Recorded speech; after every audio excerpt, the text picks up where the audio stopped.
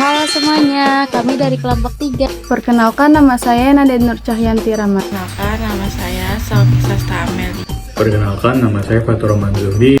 Perkenalkan, nama saya Muhammad Rehelasi. Perkenalkan dulu, nama saya Adam Bravia Suksma.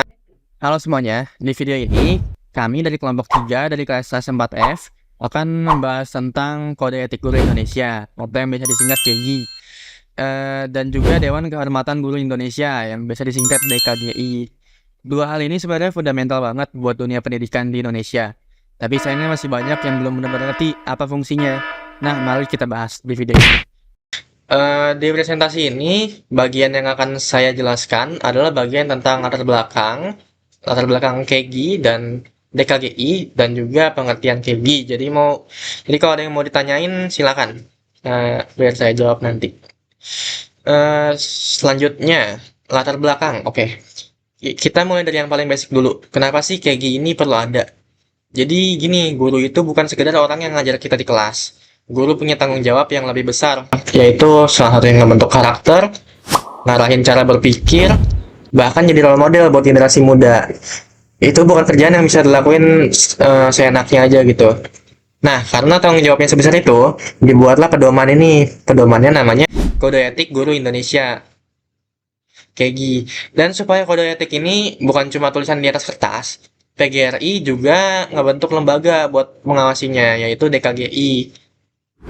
Simpelnya itu KGI itu aturannya, DKGI itu adalah pengawasnya, lembaga pengawasnya. Tuh. Selanjutnya, pengertian KGI. Nah, sebenarnya apa sih KGI itu? Secara resmi, KGI adalah seperangkat norma, nilai moral, etika, dan aturan perilaku. Sejarah KGI. Pada tahun 1973, Kongres ke-13 PGRI, KGI pertama kali dirumuskan dan disahkan di Jakarta sebagai pedoman moral guru. Pada tahun 1989, Kongres 16 PGRI disempurnakan menghasilkan 9 pokok kode etik yang mengatur hubungan guru dengan berbagai pihak. Pada tahun 2012, revisi besar KGI terdiri dari 6 bagian, 11 pasal, dan 70 panduan perilaku yang lebih rinci dan kontekstual. Pada tahun 2013, PGRI membentuk DKGI di berbagai daerah untuk mengawasi dan menegakkan pelaksanaan kode etik terhadap peserta didik. Mendidik dan mengajar secara profesional, membimbing peserta didik tanpa diskriminasi, mengembangkan potensi, bakat, dan minat siswa, menjaga keselamatan dan kenyamanan peserta didik, menilai hasil belajar secara objektif dan adil terhadap profesi, menjaga nama baik dan martabat profesi, meningkatkan kompetensi secara berkelanjutan, melaksanakan tugas sesuai peraturan dan kode etik, menjadi teladan dalam sikap dan kedisiplinan. Oke, jadi saya akan menjelaskan Dewan Kehormatan Guru Indonesia atau DKGI. DKGI itu apa sih? DKGI itu adalah perangkat organisasi yang dibentuk PGRI untuk menegakkan KGI serta menjaga kehormatan, martabat, dan profesionalisme guru. Nah, peran DKGI itu ada apa aja sih? Yang pertama itu ada pengawasan. Mengawasi pelaksanaan KGI di lingkungan pendidikan. Yang kedua itu pembinaan. Membina guru agar memahami dan menerapkan kode etik. Nah, yang ketiga itu ada penanganan khusus. Menangani laporan dan pengaduan pelanggaran kode etik. Nah, yang keempat itu ada rekomendasi sanksi. Memberikan rekomendasi sanksi secara objektif dan adil. Saya akan menjelaskan tugas DKGI. Apa aja sih tugas DKGI itu? Yang pertama itu ada saran dan pertimbangan.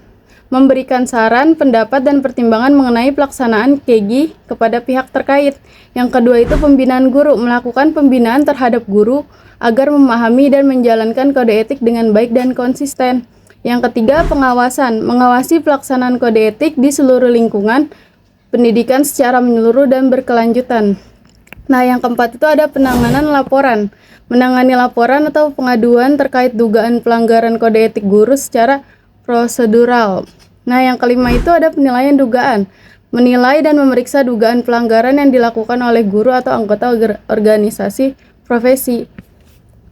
Oke, jadi pembinaan dan pemasyarakat KEGI adalah upaya sistematis agar seluruh guru dan tenaga kependidikan di Indonesia memahami, menghayati, dan menerapkan kode etik profesi dalam kehidupan sehari-hari.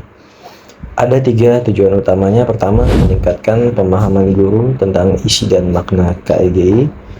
Kedua, mendorong profesionalisme dalam menjalankan tugas pendidikan. Dan ketiga, membentuk perilaku beretika di lingkungan sekolah maupun masyarakat luas.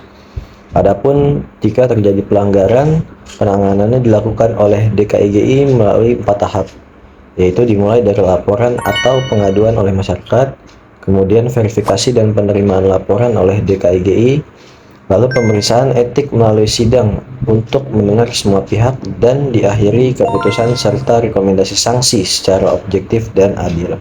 Kesimpulan, dapat disimpulkan bahwa kode etik guru Indonesia atau KEGI merupakan pedoman moral, etika, dan profesional yang harus dijadikan dasar oleh setiap guru dalam menjalankan tugasnya sebagai pendidik. KEGI berfungsi untuk menjaga kehormatan profesi guru, meningkatkan kepercayaan masyarakat, serta memastikan guru bertindak sesuai nilai-nilai tanggung jawab, keadilan, dan profesionalisme. Selain itu, Dewan Kehormatan Guru Indonesia atau DKGI memiliki peran penting dalam mengawasi, membina, dan menegakkan pelaksanaan kode etik guru. Keberadaan DKGI membantu menciptakan lingkungan pendidikan yang lebih berintegritas, adil, dan bermutu. Jadi, KEGI dan DKGI saling berkaitan. KEGI menjadi pedoman perilaku guru, sedangkan DKGI berperan sebagai lembaga yang mengawasi dan menegakkan pelaksanaan kode etik tersebut. Dengan adanya keduanya, diharapkan guru dapat menjalankan tugasnya secara profesional dan menjadi teladan bagi peserta didik maupun masyarakat. Pada slide terakhir ini, terdapat daftar pustaka yang menjadi sumber referensi dalam penyusun materi presentasi kami. Referensi yang digunakan berasal dari beberapa sumber, seperti dokumen resmi Persatuan Guru Republik Indonesia atau PGRI, Undang-Undang Republik Indonesia Nomor 14 Tahun 2005 tentang Guru dan Dosen, Peraturan Pemerintah Nomor 74 Tahun 2008 tentang Guru, serta beberapa buku yang membahas profesi keguruan dan pendidikan nasional.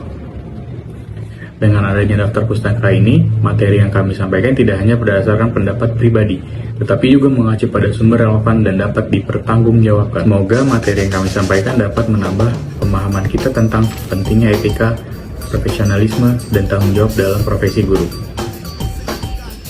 Kami mohon maaf apabila terdapat kekurangan dalam penyampaian materi. Terima kasih atas perhatiannya. Wassalamualaikum warahmatullahi wabarakatuh.